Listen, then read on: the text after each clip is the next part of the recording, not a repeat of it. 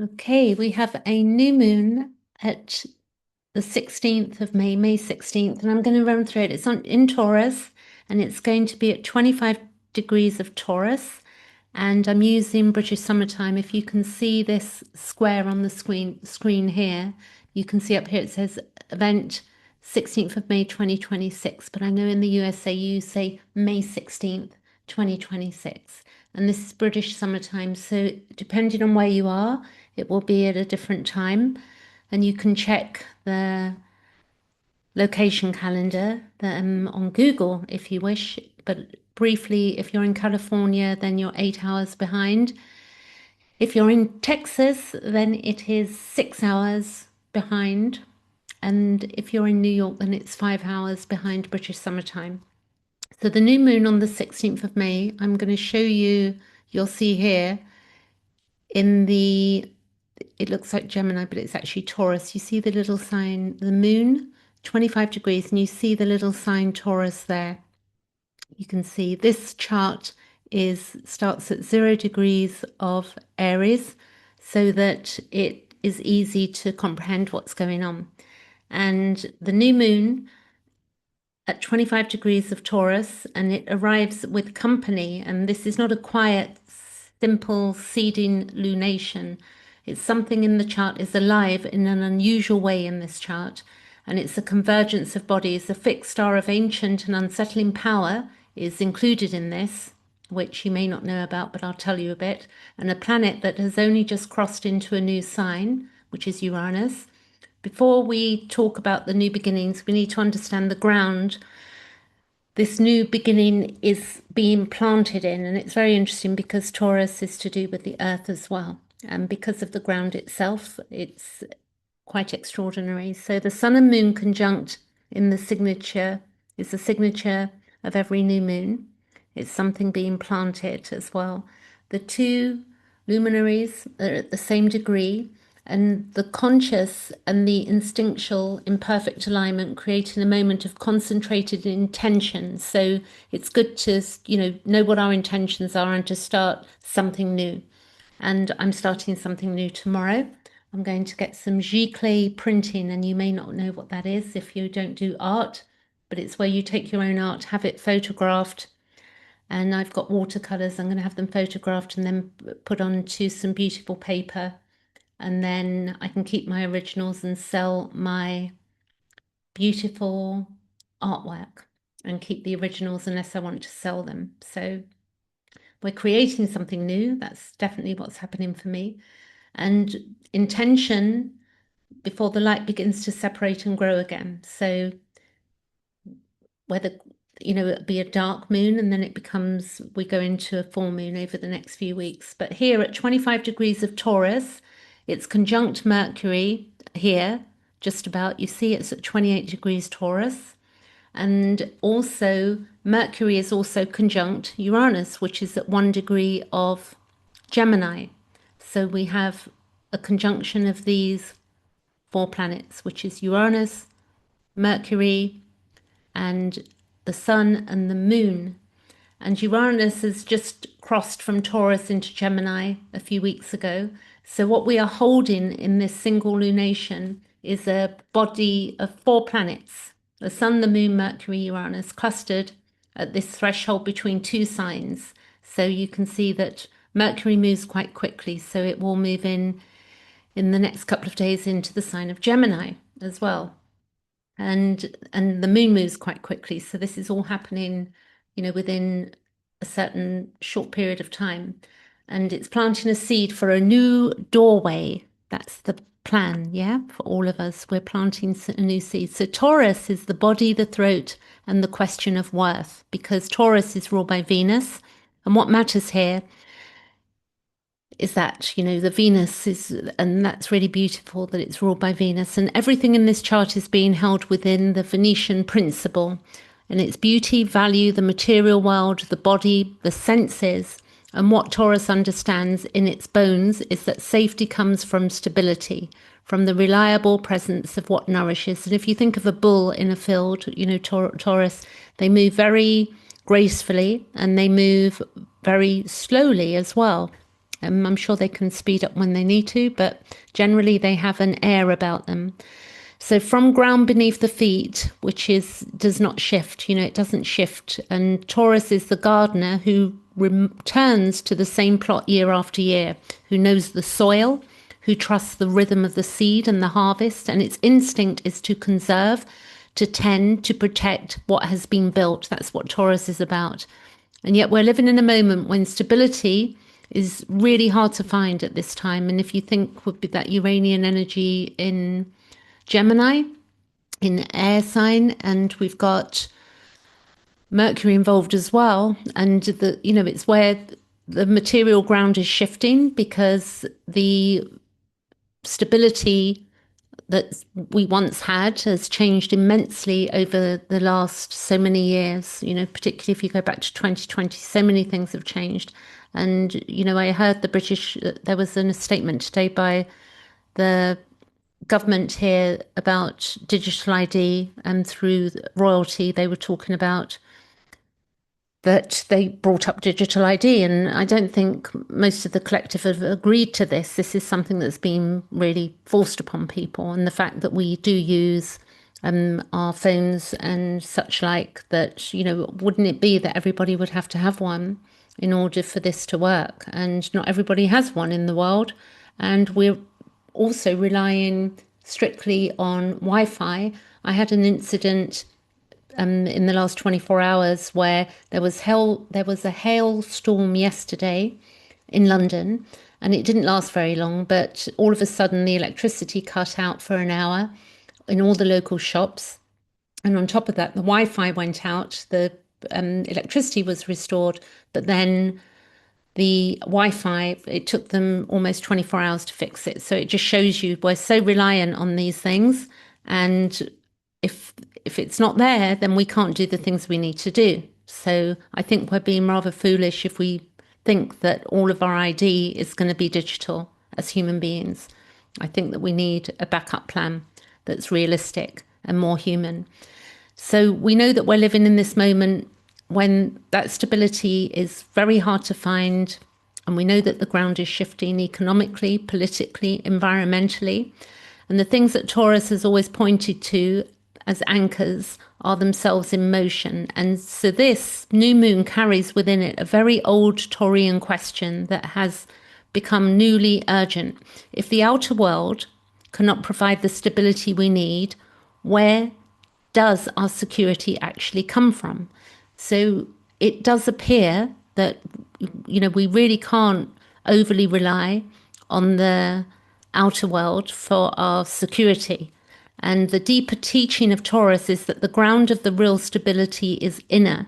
And Venus, it's our inner values and our inner worth, it's self-worth, but does not depend on accumulation. So it's not about accumulating things. It is peace that does not wait for the outside world to settle down before it allows itself to be felt. So there's somewhere in us, whatever's going on, and as we become more conscious, we can begin to realize that we can bring ourselves into a feeling of peace very often when maybe in the past we haven't been so regulated. So learning to regulate at this time and regulate our emotions, regulate the body, can be done through various different things like breath work. It can be done through journaling. It can be done through doing a piece of art. It can be done by going for a walk, spending time with people that bring us joy as well, and seeing beautiful things like going to museums, checking out the beauty that's around us, because we are surrounded by it, particularly in the springtime. And this piece so the Taurus, actually, the shadow of Taurus is the mistaking of material possession for genuine worth. So we can look at people and we can think they've got this and they've got that, and that we maybe haven't got what we think we should have, and we feel worthless. And the attempt to feel safe by holding tightly to things, and even tightly to things that we don't even want anymore, to jobs or to positions that we really don't want, but we've got, you can have that habit where we just hold on to the way things have always been. And this new moon is asking us whether we can begin to locate our value somewhere else that cannot be taken or be seen. So, what can we value where, when we value ourselves truly, then nobody can really affect our value in our being. And the body Taurus governs is telling in this context. The neck, so it's to do with the neck, the larynx, the throat, the vocal cords, the thyroid, the tonsils. This is the body parts that Taurus rules. This is the territory of the voice. And the voice is really important at this time. And we're seeing this. I've been watching some of the videos of the Epstein women who have been standing up and using their voices and very powerfully.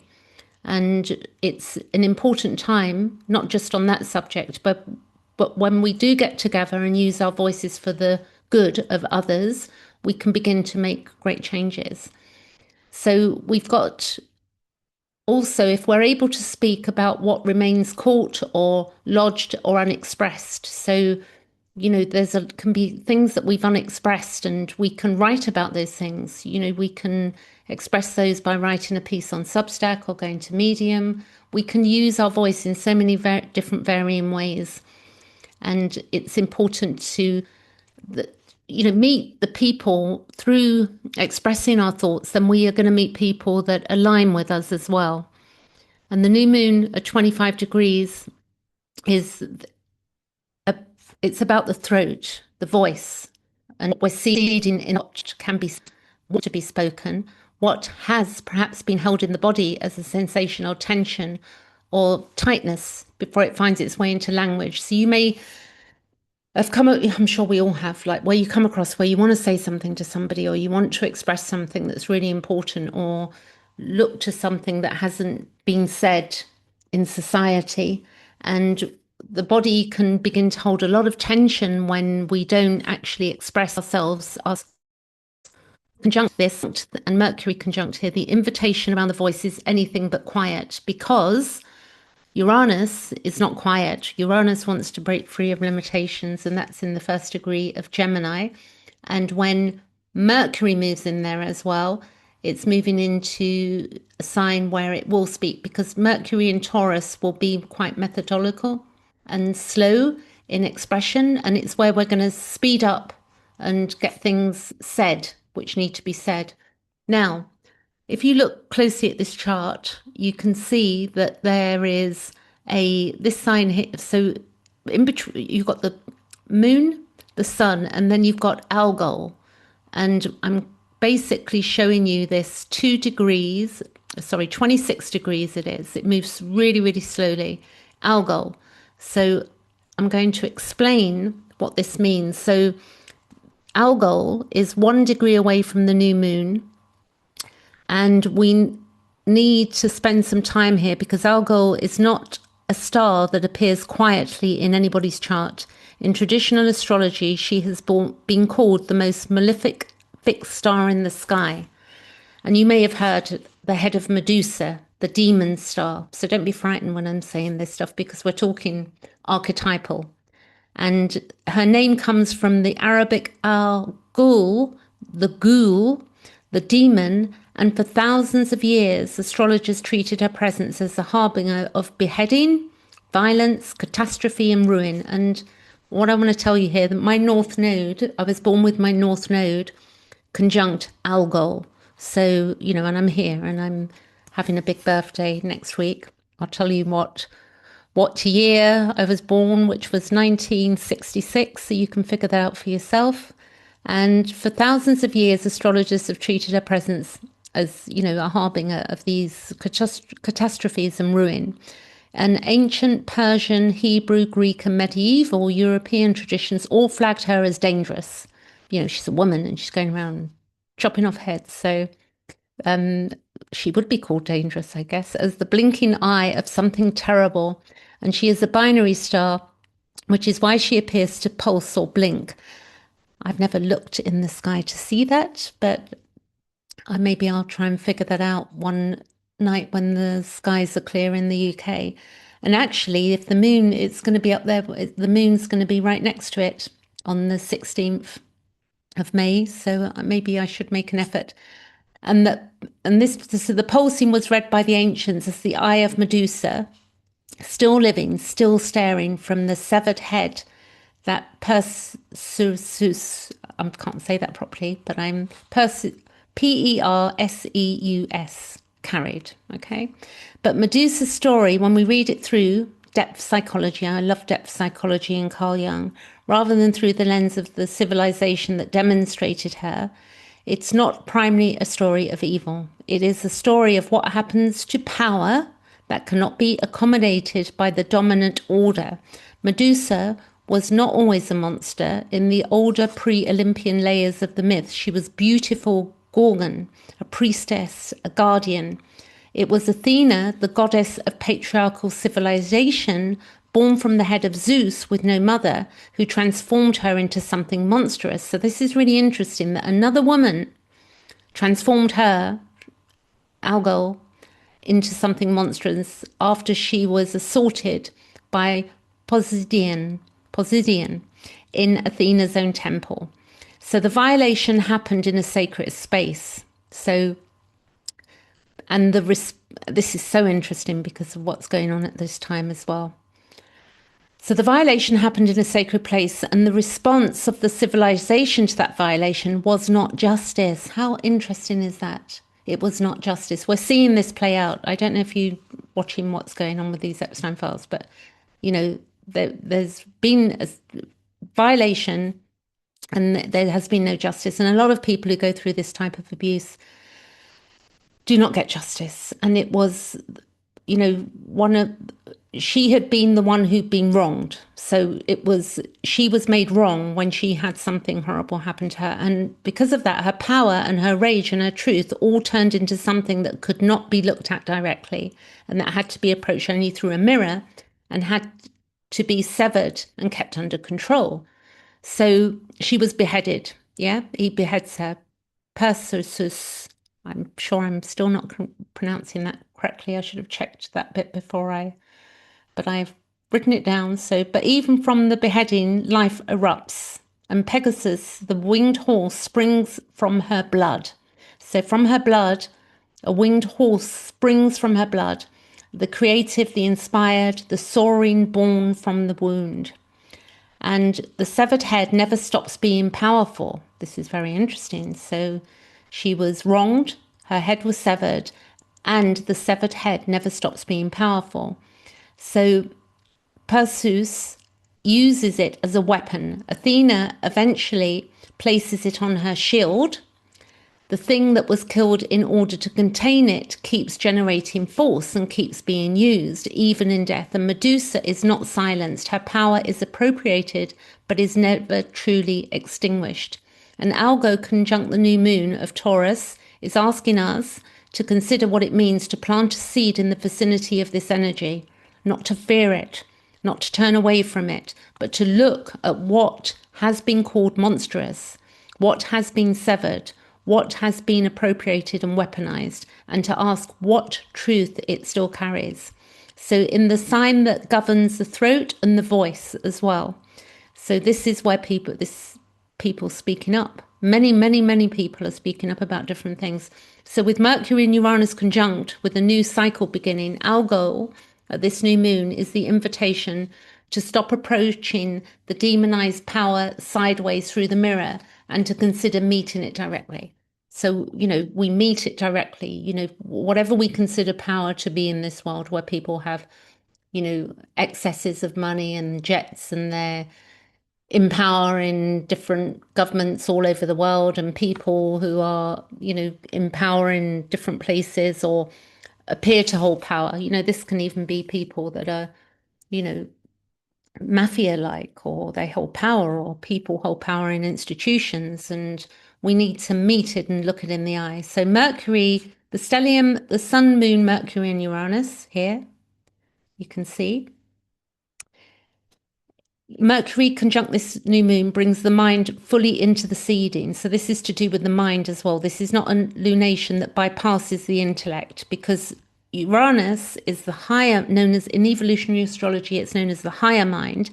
And I wouldn't say Mercury is more day-to-day sort of stuff, yeah?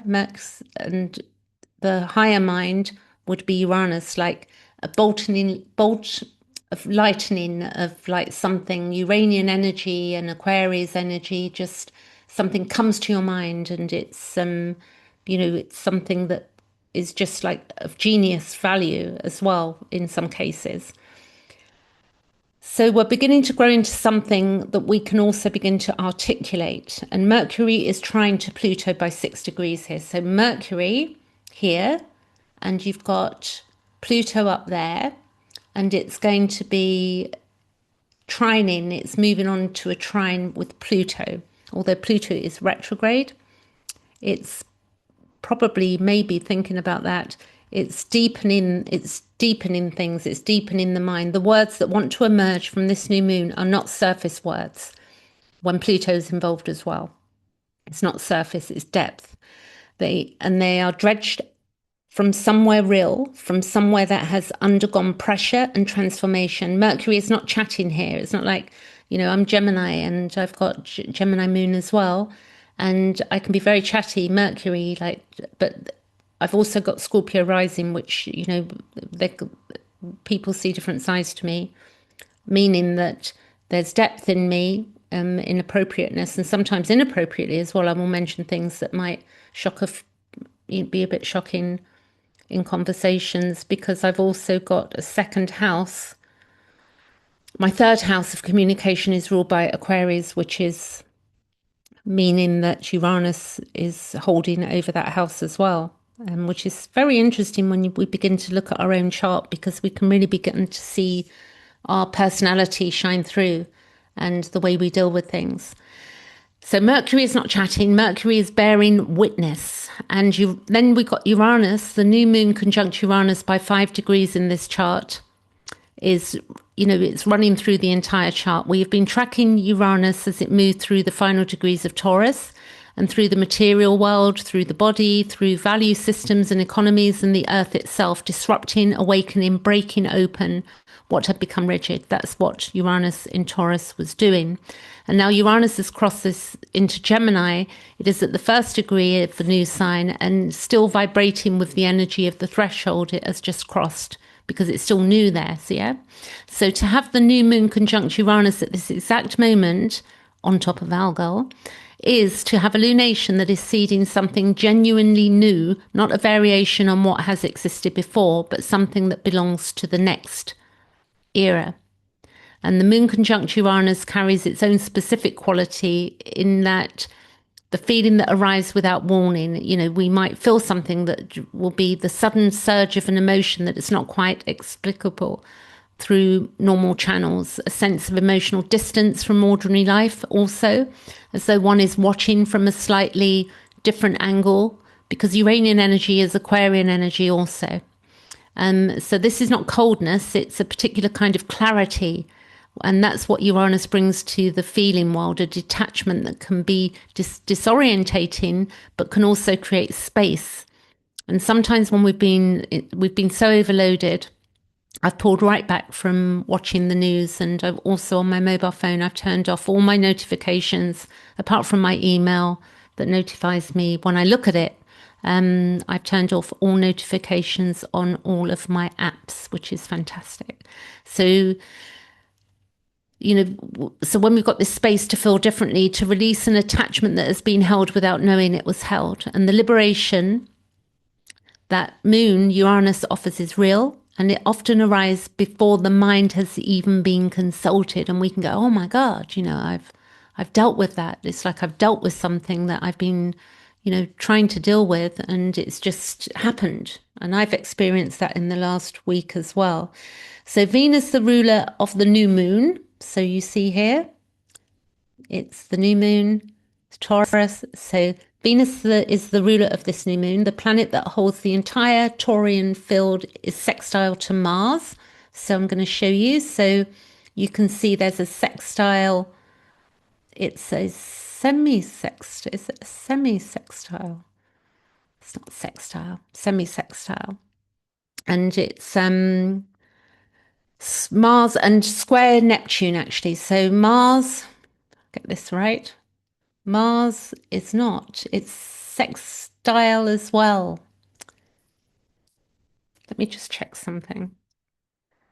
Here, briefly, I'm going to run through a few of the aspects and I'm going to come back to this so I know what I'm doing. So the Sun is conjunct Mercury, Sun is semi-sextile Venus, which is 30 degrees. The Sun is also semi-sextile Mars, which is 30 degrees. And the Sun is sextile to Jupiter. So you see here, and we've got here Jupiter, and that's 60 degrees of sextile. So you've got the Moon, and then you've got Jupiter over here. And then we've got the Sun conjunct Uranus, Sun trine, and then Mars. We've got, this is what I'm looking for, Mercury, trine Pluto, Venus sextile Mars. And that's, if you look here, Venus, there you go, Mars. So let's go on with this as we move through this new moon.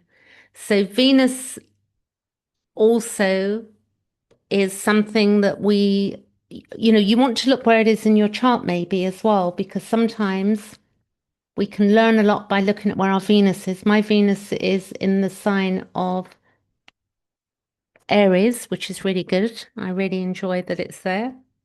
It's in my 5th house as well, so it makes me quite creative. I enjoy being very creative and I enjoy doing art as well. And I don't know if there's anybody out there who's doing art, but I'm going to be selling some. So I'll maybe make a video on some of the artwork that I'm doing.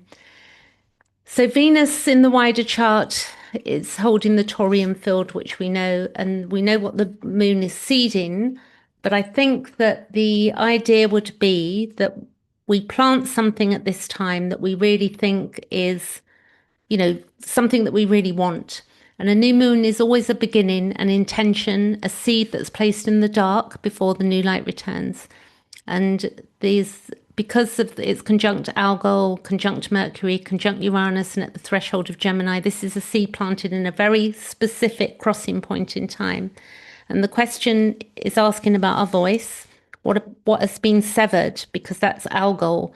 What has been severed and whether it can be reclaimed. So, I think we can all see something that may have been severed, maybe from our childhood. It could be something, a gift that we've had, and maybe something we were told about ourselves that we weren't of value, or something that we valued and we didn't get to play that out as children, as an example. So we could look to see what is really important to us and maybe reinstate something that we thought we'd severed, but it's not. It's just that life happened to us and, we can find a new way of doing things. And we can do this with our voice, and we can speak to people about it as well, people that love and care for us, or maybe go and get some therapy or look at your astrology chart, which I can do with you. But when we've called something monstrous, or we've been told we're being monstrous, and something that's been beheaded, like Algol, has been kept as at a mirror's distance for the protection of civilization, that could not be accommodated. So nobody could accommodate her at the time. And Medusa's head never stopped being powerful. You can see this in art. If you put the head of Medusa, you'll see a lot of art around in the history and that exists with her in it. So what has been silenced in you would be the question. What's been silenced in me? I know exactly what was silenced in me has not stopped carrying its force. So, there may be something you could ask yourself, what has been silenced in you or in us as a society and has not stopped carrying its force, and it's just been waiting for that moment. So with Uranus at 0 Gemini providing the charge, with Mercury making the seed cognitive, and we're able to articulate with the Sun and the Moon in enchantment. Up here you can see the South Node is to be said, and we are going to have, when the North Node reaches 2 degrees, because the North Node moves clockwise around the chart and the other planets move, actually, think about this, the nodes move opposite to the planets. So the planets go this way round the chart, and the North Node goes that way round the chart, if that makes any sense to you, if you had a look then. So the new moon is this moment, and because Taurus governs from the place in the body where what is interior meets the breath, because breath is life, breath is spirit, and it becomes word, which is the logos in understanding in depth as well. And Venus, as the ruler of this lunation, which it is, asks only that what is seeded is truly valued. So don't seed things that aren't really valued. You know, it's like planting, you know, you want, I don't know, let's say you want a magnolia tree and you plant a rose tree or you plant something else. So think about what you want. It's something valued. It's not about performance. It's not something that we're searching to accumulate, like starting things just to accumulate out of fear and not held on to because change feels threatening, because change may feel threatening, but change actually, when we move forward, we begin to create new things. And Taurus has always known in its deepest wisdom that, you know, it's the earth, and the earth is generous. You know, it's been that generous that there are 8 billion people on planet Earth, and there's a lot of chaos as well. But the reality is we're all fed through the earth. And then when we've got this war going on, which I haven't paid attention to lately, about the oil prices and such like, I think that, you know, we hear a lot and then things go quiet, and then we have other events that show us that things are still not good. And, you know, those things affect us, but the earth has been generous, so that what is planted with patience and care and looked after and loved, and it will grow. And that stability, that's real stability, you know, real food. For instance, you know, it takes time to produce real, healthy, wholesome food. You don't plant a seed one day and it's like sprouted the next. So it's real stability. I mean, they can sprout. I'm not saying they don't sprout, but they, you know, to grow into what we want them to be. So it's real stability is not the absence of change, but the rootedness that allows change to be met without being destroyed by it. So plant something wonderful and new at this new moon. And I would say that I am planting tomorrow. I'm going to go and visit an art place in a different part of London, and I'm going to go and get my giclée done. And you may, as I said, not know what I'm talking about, but it's a form of printing. It means that it's a printer that's got so many colors in it that when you have your photograph of your piece of art photographed, and then they run it through this printer, that you get exact colors, and they can tweak them as well if it's not exactly as the original. So it's not like just your printer in your household. So I'll definitely upload a video on what that looks like coming. And the next video I'll be doing, Chiron is going to be moving briefly into the sign of Taurus as well. So it's a big move because it's been in Aries for some time. And when that does, it will retrograde back. But this is a video I'm going to do maybe over the weekend. So Chiron is the archetypal understanding and the definitions of what it means is very helpful for our journey of the soul and our well-being to understand ourselves. Let me know where this new moon is landing for you. For me, it's on my North Node in my 6th house, and I'll catch you soon. Thanks for listening.